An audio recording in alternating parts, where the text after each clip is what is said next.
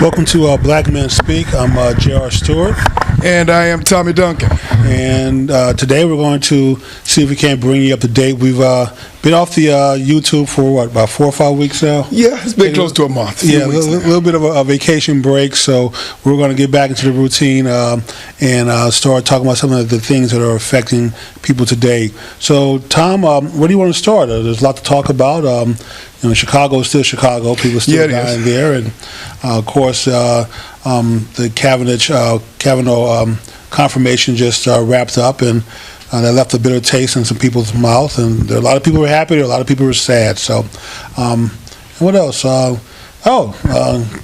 Kanye West at the White House today? Yeah, I didn't know what happened directly. I actually had a friend of mine that texted me some information. If my understanding, Kanye said something about Donald Trump being a father figure or something like that. I didn't get it directly, so I don't know what it was. He looks up to Trump. He happens to like the man, so I don't think he's any kind of Republican or conservative. I don't think his politics have changed. But what I think is that he's looked at the landscape and just concluded that things are better. So he's always kind of an independent thinker, so he doesn't feel he needs to be tied to the Democratic Party and sticking to their ideology, especially when he doesn't think it's worked or has worked. Right. Well, the question to me is this. I don't know, and again, I don't have the entire narrative on what he said, but the feedback that came to me through a text from someone who happened to be an entrepreneur, and who was also a female, was that he had said that Trump was a father figure to him. And I guess my question is, well, what does that really mean? And you may have more information on someone he looks up to. Someone that maybe he wants to be one day. Trump's obviously a very successful person, very rich, and Kanye's kind of rich also. So, but I'm thinking, if you look where one person has dominated the music world, the others dominated real estate and business and other things, then maybe Mr. West wants to do other things, maybe get into real estate one day. Well, maybe, I guess I'm curious about that. So, mentor, father figure. Well, obviously Kanye is in the music business. Did he have a dad growing up? Was there a father in the house? Now, that I don't know enough about Kanye West. I'm not a big Kanye West follower or Kanye West fan, so I can't say that I know too much about his personal life. Because, he may not have had a father growing up, and, here's a person that he looks up to and admire and respect, and so maybe he's thinking, hey, this could be my new daddy. Well, there are some other folks who are in the music business or even who are wealthy, who obviously he could admire, and I guess is just very curious. And maybe there are some other people he talked about that we're not aware of that he looked up to as a father figure. That's possibly true. We don't know.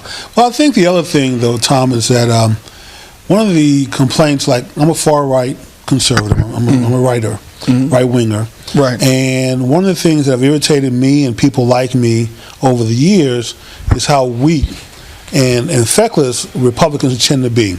And weak? What do you mean? In what sense? Weak in the sense that generally when they're confronted by Democrats, by liberals, they generally cave.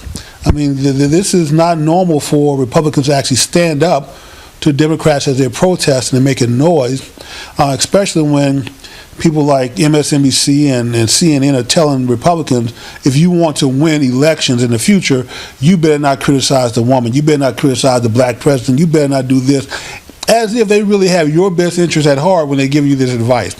Well, Trump operates outside of that realm. Yes, he does. One, he doesn't listen to the pundits. Anything they have to say, he doesn't go through them to deliver his message to the public. He goes straight to Twitter and delivers it himself. And he has given cover to a lot of Republicans who have been spineless jellyfish with no backbone to stand up. So a lot of the never-Trumpers in the Republican Party are starting to leave the party, which is good, that we're finally getting rid of them. And the ones who are coming in are just like Trump. They're very outspoken, they're very bold. The age of political correctness and shutting Republicans up over using the racism term, or misogynist, or you're homophobic, or X-phobic is what I call it, to cover all the phobias, are gone because they just don't care anymore. You can call them a racist if you want to. It doesn't mean anything. I think it's been overused. So I think Kanye may be representing part of the black community that's starting to navigate towards, not necessarily the Republican Party, but starting to navigate towards Trump because he stands up for himself. He's bold and he fights back. And I think more than anything, it's probably been keeping a lot of black people from embracing the Republican Party, is because they always see the Republican Party as a party of the weaker. I don't know if I agree with them seeing the Republican Party as the part of the, well, when we say weak, I don't know what that means. I think historically speaking, well, probably since the Camelot generation, the Kennedys, blacks have voted Republican, and it really wasn't Kennedy, obviously, who signed a lot of the civil rights legislation. It was LBJ. But ultimately, obviously, we've swung in the direction of folks or the party that had a president who either initiated some legislation or had some move that benefited black folks. Well, and for instance, if we look at historically, I mean, blacks were primarily Republican after Lincoln. Yes, right? They were. And they were primarily Republican until Kennedy. And then after Kennedy, they began to swing Democrat. After Kennedy and LBJ, well, the breaking point was LBJ versus Goldwater. Mm-hmm. LBJ ran ads accusing Goldwater of being a racist. And even today, there are still people, when you mention Goldwater's name, still conjure up images that he's a racist, even though he probably never did or said anything that to me that was racist. But that was a turning point. And once that worked in that election, guess what? Every election now, Democrats continue to use that same message of racism against Republicans. And Goldwater didn't know how to respond to it. And today, Republicans still don't know how to respond to it when they're called racist. Well, I mean, for what it's worth, I mean, you made an interesting statement earlier in terms of the Republicans being soft. If Republicans are soft, then I guess my question is, what would Democrats be? Because in my opinion, I see Democrats, they don't know how to fight. They have no strategy that has been effective within the Republican Party, considering everything that they could possibly point, that whether they're pointing it at Trump, whether they were pointing it at the Republican Party, they do not know how to wage war. And the reality of it is, I mean, even though they have the significant majority of the black vote, in terms of them actually getting results in the government, state government in particular, and obviously our current politics, they've been ineffective. So if the Republicans are soft and weak, then I don't know what we call Democrats. Well, I'll give you some examples, Tom. Okay, so the Kavanaugh hearings, confirmation hearings recently. Right. And back in the day, I can remember, who do we have? We had Bork. They ran him out during the confirmation, and the Republican president gave up on him. The second guy saw what Bork went through and decided, you know what, that's way too much for me getting into my life and mixing my Kool-Aid up like that. So he withdrew his name. And then the third guy was Kennedy. And that's how we got Kennedy, who was not the Republican wasn't truly, conservatives like myself wasn't truly happy with Kennedy. Kennedy was a kind of a moderate. He was a swing vote on the court. We weren't looking for a swing vote. We were looking for a solid conservative on the vote. But we didn't get that because the Republican president backed down, caved in to pressure from Democrats. But this president said, one, there's no plan B, there's no second choice, there's no second option. I stand by my nominee, and I'm going to push through and give cover to the party for y'all to go ahead and push it through and get it done. That would not have happened under Bush. I can guarantee you it wouldn't have happened under Bush Sr. either. They both would have caved in with this much pressure on the nominee. Oh, they would have just thrown in and said, hey, let me go find someone else that you guys like. Well, if the Republicans have been soft, then I would say that the Democrats have pretty much caved in. Because, I mean, honestly, they don't know how to swing. They don't know how to swing very hard. They're beating people up on the streets and attacking people in their cars. And did you not see those mobs trying to beat down the door of the Supreme Court? We're talking politicians now. Now, I'm not talking about the folks on the street. The folks on the street, they know how to fight. They know how to swing. But I'm talking about the Democrats who are serving in the House and those who are serving in the Senate. They do not know how to swing. They don't have a strategy. I mean, nobody understands what the Democratic Party stands for. Strategy. They have I hate Trump. I want to get rid of Trump. I want to impeach Trump. That's a strategy. You're right, Jimmy, but the same thing can be said as when President Obama was president. The Republican strategy was anything but Obama. And so it's just turned the table. But look at the difference, though, Tom. Obama got his tax increase. He got his medical plan. Republicans may have verbally, they verbally would go on TV and say that he broke the law with setting up the exchanges in states that didn't have a state exchange. If they weren't supposed to get federal funding. The law even said that. And when it went to the Supreme Court, what happened? The Supreme Court, and Justice Roberts was a swing vote, and he's a Republican, appointed by Bush. He said, oh, yeah, because Democrats said, oh, yeah, we didn't mean to write it that way. That's a typo. Okay, we have means to correct typos in our laws. You basically correct it and then you pass it again. But they knew they wouldn't get it through a second time, so they took it to court. And well, guess what? They won. And so when you look at the fact that when McCain ran against Obama, when Romney ran against Obama, what was the advice? You can't criticize the black guy because independents would be turned off. And neither one of them did. They took the high road, and as a result, they both lost. And even with Romney, at a point when he started making gains in that first debate by going after Obama hard, he got criticized heavily after that, even though that put him back in the race. And then he took we got to turn the other cheek path and be the good Christian. And no matter how much we're insulted, just keep turning the other cheek. So that's what I mean by just weak leadership from Republican, because generally they don't stand up very, very well to Democrats, especially when they bring in the public pressure and start acting up. Well, I think we're in a very interesting quandary because you're saying the Republicans have weak leadership, and I'm saying that the Democrats have weak leadership because there is really no one, very few, I'm not going to say no one, but the very few who are really standing up really for a very clear agenda and who are prepared to swing. Now, Tom, okay, let's be honest. Okay, you have Maxine Waters out there saying, she's been saying impeach Trump from day one. Yeah, man. But nobody's listening to Maxine Waters. What do you mean nobody's listening to her? Somebody's listening to her. Okay, she's out there advocating that when you see Republicans leadership, get in their face, confront them, which people have done that. If a Republican was out here saying, when you see Democrat leadership, you need to go confront them, you need to go get in their face, you need to go scream, holler, make noise, make them uncomfortable. Yeah, you have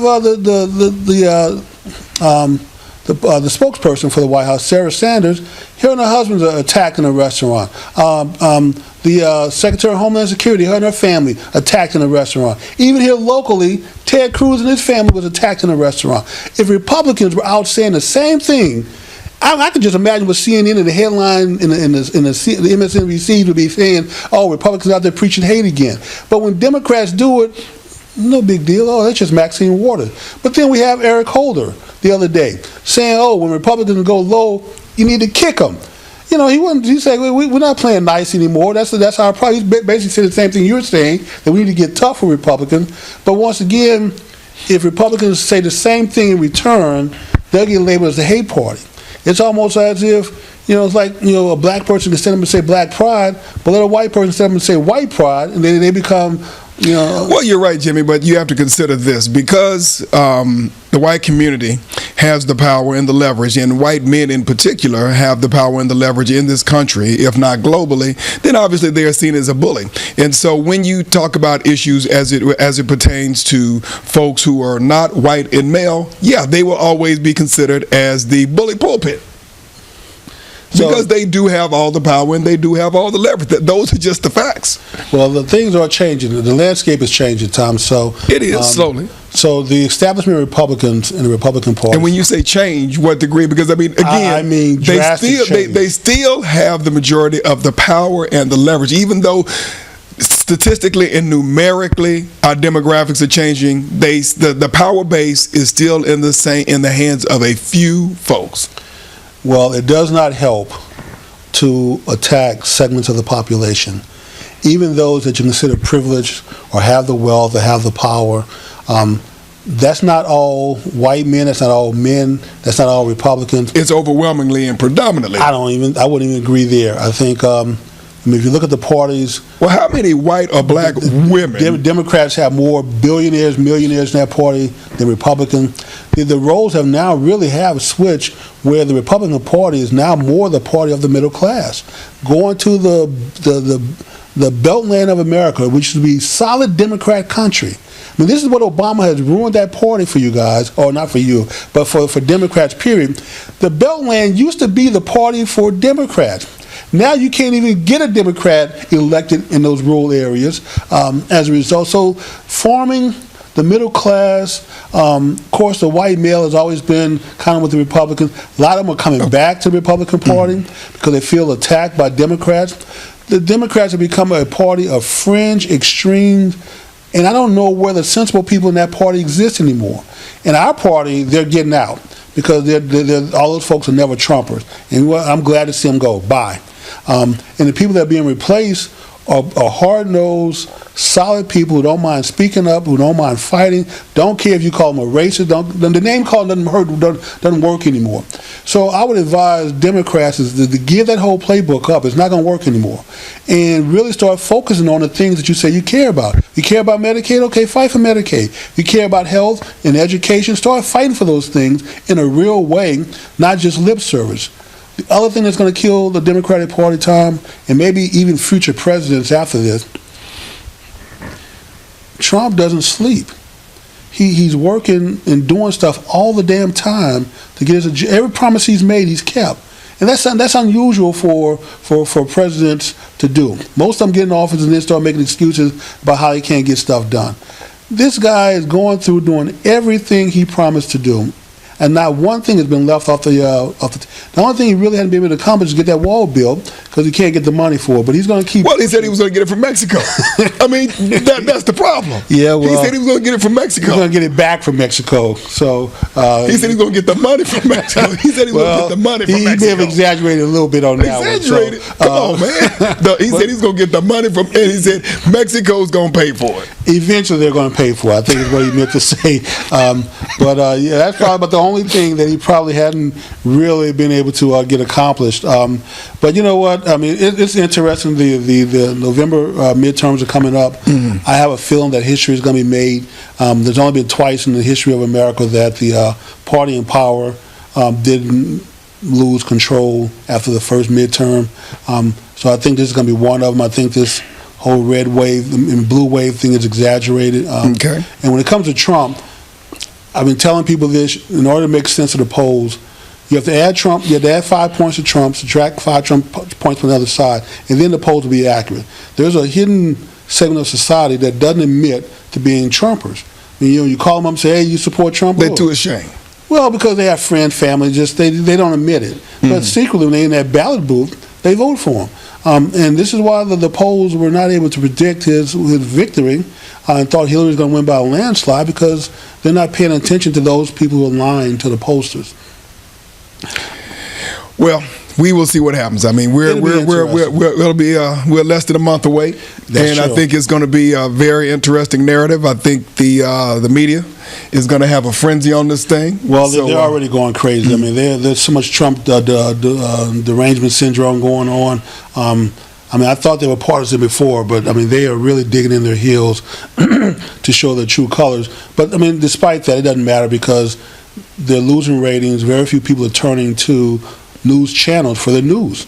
They turn to YouTube and get somebody's comments, like our comments, before they trust CNN or some of the cable news station or headline news. So, which is good for us. I mean, we appreciate you guys coming out. But most important, Tom, we need to just encourage people to register and get out and vote. I would agree. I think that's the most important thing that we can do. We still have a significant part of the population, and it's sad because they feel that they have nothing to vote for. And the reality of it is, I mean, there are folks who have given their lives, literally, for the right for people like you and me to vote. And at the end of the day, you know, regardless of whether you think there's the best candidate, whether you have a certain opinion about the candidates, you know, in the Senate or the president's office, that's one thing, but get out and vote locally. I mean, because at the end of the day, it's your local vote and your votes in the state houses that really make the biggest difference for us individuals. I saw a number that said that the people past 40, almost 60% of people past 40 vote. Okay. And people under 40, it was like 20-some%. And guys, I'm going to tell you, Tom and we're not old guys, but we're getting up there. And but one day, I mean, the country, the debt, the finances, are all going to fall on who? All these young people right now is coming out of college and it's coming up. If you guys don't get involved and start voting more, especially your interests, I mean, it's one thing to be demanding things from the government. The other thing is you got to keep in mind one day I'm going to need you to pay my Social Security. So I need you out there working and contributing to the fund, and paying for any other benefits I'm going to get in life, or Tom's going to get in life. So you guys if you don't want to be stuck with all that debt, which you're going to be stuck with, you need to start speaking up now, and you need to start getting engaged, you need to start voting. Yeah, I would agree with you. At the end of the day, I think number one thing is to work. Make sure you have a job or are building your own country, so that we can have something. But at the end of the day, I think you're right. You have to take a vested interest, and the reality of it is, all of these great movements that we've had in our country were typically driven by young people, not by old people, including everything that drove the opportunity for everyone, whether it was female, whether it was black, Hispanic. These movements were driven by young people in their 20s, some of them in their late teens. True.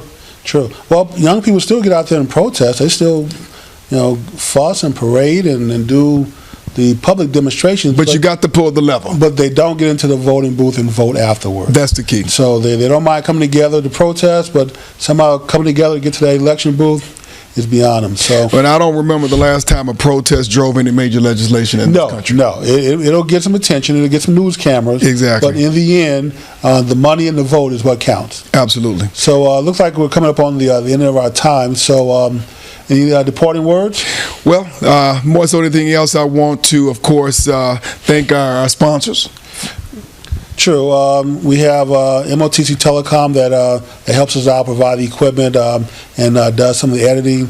We have Fitness 360. Fitness 360 who helps out. We have Forest Film that does a lot of our finishing and uploads it to YouTube. And there's some any businesses you want to give a shout out to.